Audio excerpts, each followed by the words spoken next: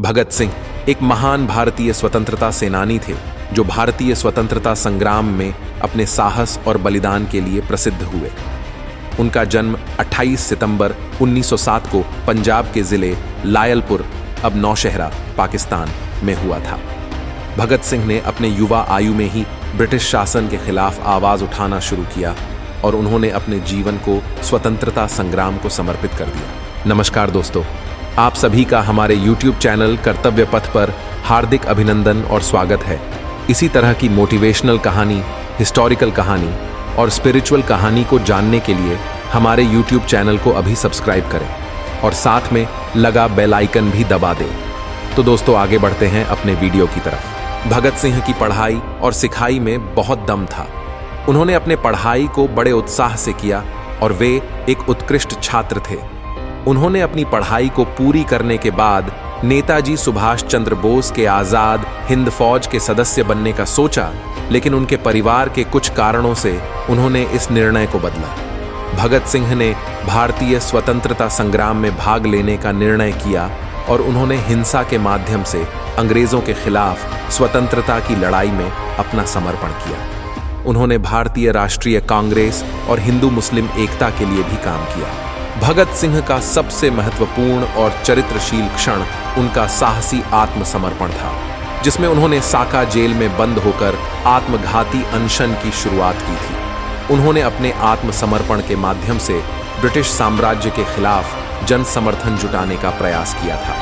भगत सिंह राजगुरु और सुखदेव के साथ मिलकर 23 मार्च 1931 को लाहौर के साका जेल में फांसी पर लटका दिए गए थे। उनका यह बलिदान आज़ादी के लिए उनके साहस और निष्ठा को याद करता है और उन्हें भारतीय स्वतंत्रता संग्राम के एक महान नेता के रूप में स्मृति में रखा जाता है। भगत सिंह की शहादत ने भारतीय जनता में एक नया जोश और उत्साह पैदा किया और उनके बलिदान ने आज़ादी के लिए लड़ने की भावना को मजबूत किया। भगत सिंह एक क्रांतिकारी स्वतंत्रता सेनानी थे, जिन्हें 23 साल की उम्र में अंग्रेजों ने फांसी पर लटका दिया था। उनकी शीघ्र फांसी ने उन्हें औपनिवेशिक शासन के खिलाफ भारतीय स्वतंत्रता संग्राम का राष्ट्रीय नायक बना दिया। प्यार से शहीद भगत सिंह कहा जाता है। कई लोग उन्हें भारत के शुरुआती मार्क्सवादियों में से एक मानते हैं। भगत सिंह ने अपने गांव के स्कूल में 5वीं कक्षा तक पढ़ाई की, जिसके बाद उनके पिता किशन सिंह ने उन्हें लाहौर के दयानंद एंग्लो वैदिक हाई स्कूल में दाखिला दिलाया। बहुत कम उम्र में भगत सिंह ने महात्मा गांधी द्वारा शुरू किए गए असहयोग आंदोलन का अनुसरण किया। भगत सिंह ने खुले तौर पर अंग्रेजों को ललकारा था और सरकार द्वारा प्रायोजित पुस्तकों को जलाकर गांधी की इच्छाओं का पालन किया था। यहां तक कि उन्होंने लाहौर के नेशनल कॉलेज में दाखिला लेने के लिए स्कूल छोड़ दिया। उनके किशोर दिनों के दौरान 2 घटनाओं ने उनके मजबूत देशभक्ति के दृष्टिकोण को आकार दिया।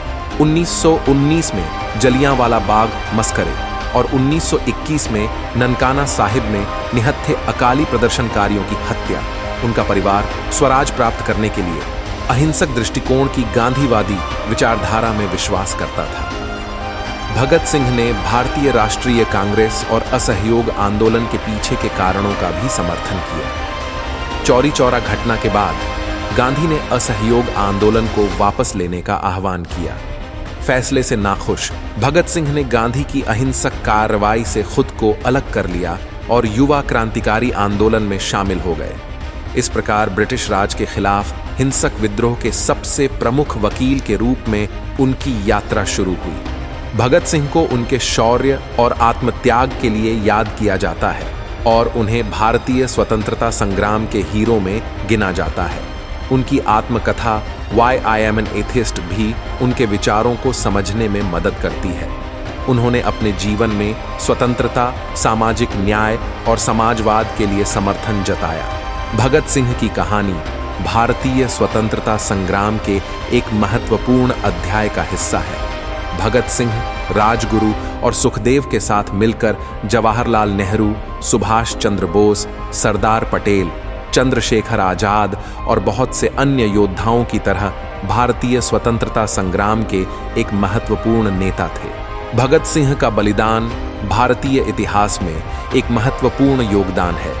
और उन्हें देशवासियों ने स्मृति स्थलों, स्कूलों और औरों के माध्यम से याद किया गया है। उनकी कहानी और उनकी शौर्य गाथा आज भी हमें स्वतंत्रता संग्राम के उत्कृष्ट योद्धाओं की महानता को स्मरण करती है। तो दोस्तों, यही थी आज की वीडियो, और अगर आपको ये जानकारी अच्छी लगी तो हमारे वीडियो को लाइक ज़रूर करें और चैनल को सब्सक्राइब ज़रूर करें इसी तरह के वीडियो के लिए।